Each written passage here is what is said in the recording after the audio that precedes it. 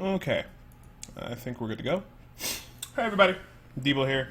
This is my video log number 4 for the season so far and what's going on. You know, every 2 days I try to bring out some new information on what's going on or anything that's crazy going on. And of course, you know, I'll update the blogs faster if anything crazy happens or comes out. But somebody asked me the other day, hey Debo, why do you run that chicken build? And I wanted to say, well, chicken build is very good. And they said, hey Debo, isn't Hell 2 for Carnival faster? I don't think they're faster in terms of farming lower level content. Low level content I consider like anything below like 50 or 55. I give more the advantage to your car set or archer set or however you say it. Mostly the Hex Angry Chicken, because long story short, the 6-piece set makes it so that the hex damage is increased by 800%. Hex Angry Chicken's already base value of 1350, so you need the 800 and the 1350, and then of course you get another 200 from the 2-piece Manajuma set. So pretty much it's like 1,000 increased damage to the Hex Angry Chicken, which takes it from 1350 to 2,350. The Hex Angry Chicken on the 2-piece Manajuma carving knife also makes it so that when you kill an enemy with the exploding part of the Hex Angry Chicken, it has a chance. It will not a chance. It will explode again. So that's also very powerful. And plus, it lets it stay in Hex Angry Chicken form for 15 seconds instead of the normal duration, and also 100% speed increase. The build is pretty straightforward to get. The biggest pieces of the 2-piece Manajuma carving knife set, or Manajuma set, and then also the 6-piece Akari set. Belt of Transcendence, Focus and Restraints, definitely recommended, and also the necklace. If you can get it with critical percent chance, critical damage, and cooldown reduction in a socket, that works out pretty well. Strong arm bracers because it combos with the Piranhas and Perinato. We got Spirit Walk, Mass Confusion, Piranhas and Perinato. We got the Hex Angry Chicken, of course, Haunt, and Corpse Spider Queen. A lot of those spells can be mimicked by our Grim Reapers that we have set up in our cube. Our cube options are Furnace, Grim Reaper, and Convention of Elements. Build works very well. It farms very quickly, and it allows you to get where you need to do and farm specifically what you need to do. So like if you don't want to deal with all those smaller monsters, you don't have to, because the speed and movement of this build, and you can go directly in on the elites. So without further ado, we'll go ahead and hop in the Nephalon Rift, and we will see how this goes, and it should go pretty well. There we go. Now remember, we don't have to stop to kill anything unless we get to something that we really need to kill.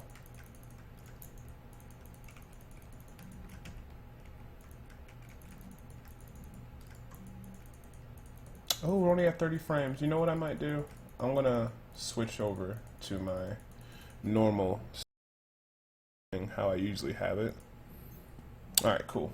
So this should be at 60 frames a second right now, so I just want to make sure you guys get good quality.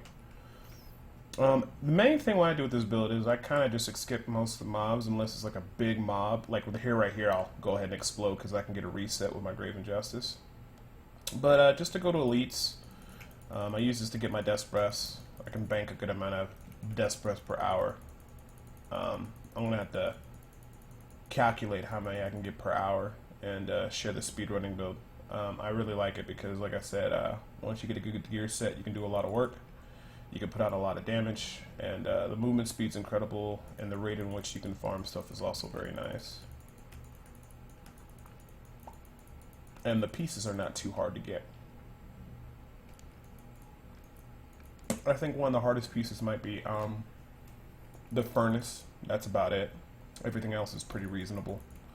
You know, Convention of Elements, Grim Reaper is not hard to get. Furnace can be a little bit of a daunting task depending on how your RNG is between the drops, or how the crafting goes. Oh, and just so you guys know, all this is done on T8. You can also do this on T10. It farms very fast on T10 as well, but I just do T8 because, you know, most people are like, T8's the most efficient, because if you guys did not know, T8 is the level in which Death's Breath start to drop in doubles, or has a chance to. I don't think it's 100% at T10. I think it's just a higher chance, but at T8, that's when it starts. So minimum T8 when you're looking for those Death Breaths and stuff like that. As you can see, getting the items that I need and getting out. I'll check up here a little bit because it's probably elite. There goes one right there. And set up. And if I don't kill the elite in one shot, then I'll go ahead and re-res. I don't know why I got a... That actually killed me, but I guess my spirit vessel was down or it bugged. I don't know. Watch the replay. Let me know in the comment section what happened. But, I mean, that's pretty much about it.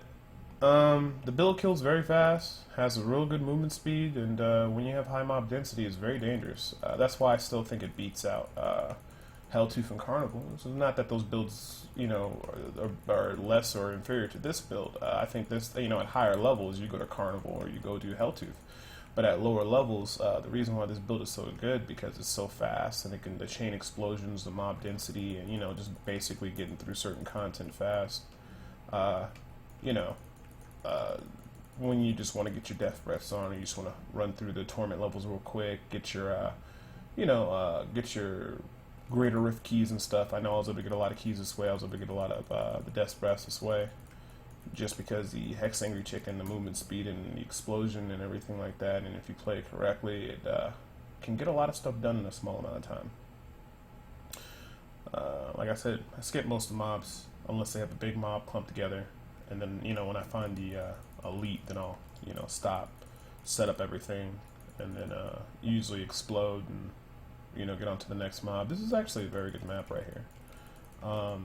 Just because there's a lot of good mob density and everything's really close. So I appreciate that. RNG will always play some kind of factor, even if you're just speed farming through stuff. Alright. Gonna set up the Haunt, the Core Spider Queen, the Mass Confusion, and everything. Didn't get a good hit. Usually I get him a lot higher. He's probably going to die fast anyway. I made a video before, but I forgot to turn the audio on, which is a little bit embarrassing, and I was actually able to hit for 17 billion, which was pretty nice. But maybe I can show that to you when I do the guide for this video, or guide for this specific build and what have you not. But, I mean, that's all I really want to talk about today, because somebody asked me, hey, Debo, can you talk about why you use that Angry Chicken build? It's a very good build. Gets the job done, and it's very fast. I don't think it's going to beat out Helltooth or Carnival once you start pushing greater of 50 or higher, or 55 or higher. I think once they fix the whole exploding chicken thing, so it explodes every time, I think you'll be able to push up to a max of 65. If you're talking about high-level content, that's still Helltooth and Carnival. If you're talking about just farming at low levels, I think this build is very solid and fast. Now somebody's going to ask, well, Debo, why don't you make a video about it? I probably will this week, because waiting for Blizzard to fix the chicken issue, I don't think it's going to happen, maybe even until next season. So, anywho's, man, I hope you guys have a good day. Hope you guys this little video log. As always, I'll see you guys in another 2 days. Unless crazy happens, in which I will update the video log immediately, but this is number 4. Anyways, stop by the Twitch, www.twitch.tv/SPSDebo channel. We're always there. I'm always streaming every day.